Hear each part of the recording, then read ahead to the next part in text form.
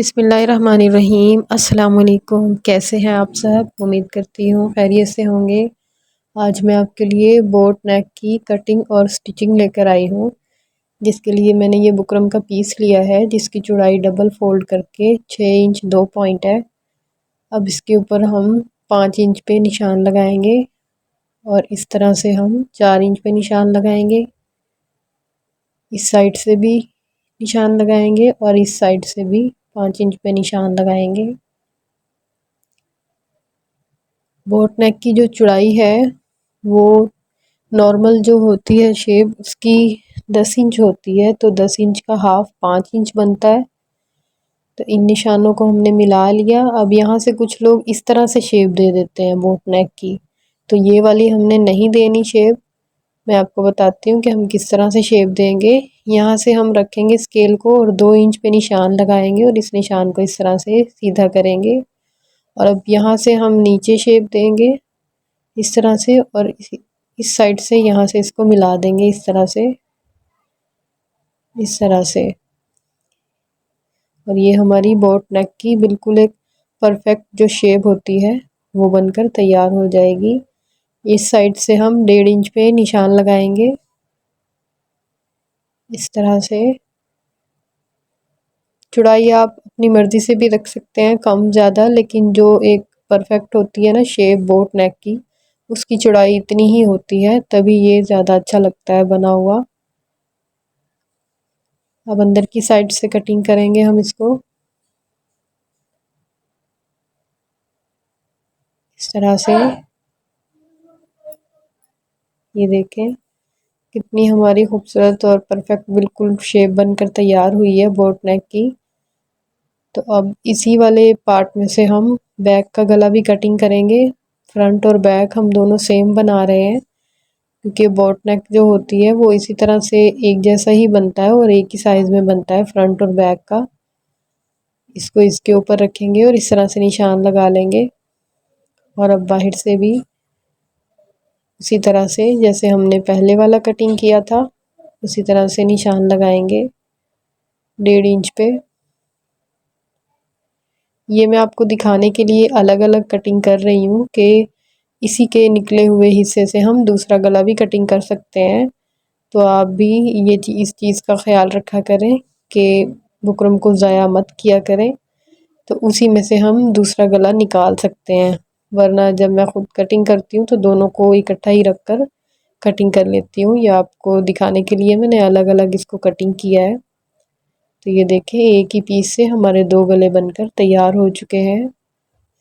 अब इसको हम कपड़े के ऊपर पेस्ट करेंगे इस्त्री की मदद से, इस तरह से अच्छे से इसको पेस्ट कर लेंगे ताकि ये अच्छे से चिपक जाए। और साइड से कपड़े की भी कटिंग कर लेंगे, ऊपर से भी बराबर करेंगे इसको। ये देखें दोनों गले हमारे तैयार हैं। अब बाहर का जो कपड़ा है इसको हम इस तरह से अंदर की तरफ फोल्ड कर देंगे और सिलाई लगा लेंगे गले पर इस तरह से। वीडियो अच्छी लगे तो वीडियो को लाइक किया करें, शेयर किया करें और मेरे चैनल को सब्सक्राइब भी कर लें। अगर पहले से कर चुके हैं तो बहुत बहुत शुक्रिया आपका। बेल के बटन को ज़रूर प्रेस किया करें ताकि मेरी हर आने वाली वीडियो का नोटिफिकेशन सबसे पहले आपको मिले। अब इस तरह से देखें हमने इसके सेंटर में भी निशान लगा लिया है ऊपर, और यहाँ पे नीचे भी हम निशान लगा लेंगे बुकरम पे इस तरह से। अब इसको हम इस वाले फैब्रिक पे हमने इसको बनाना था।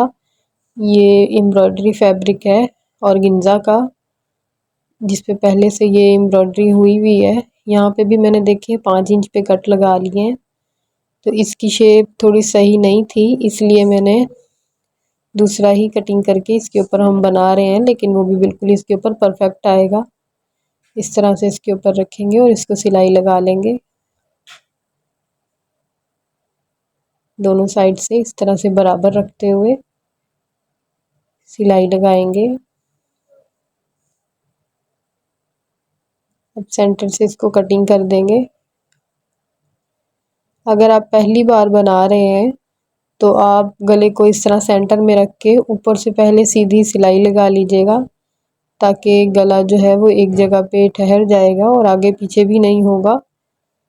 और अगर आप करते रहते हैं सिलाई तो फिर आप इसी तरह से भी बना सकते हैं। अब गले को इस साइड पे फोल्ड करेंगे और जो अंदर वाला कपड़ा है उसको हम गले की तरफ रखेंगे और ऊपर टॉप स्टिच लगाएंगे इस तरह से। इसी तरह से देखें पूरे पर हमने लगा ली है।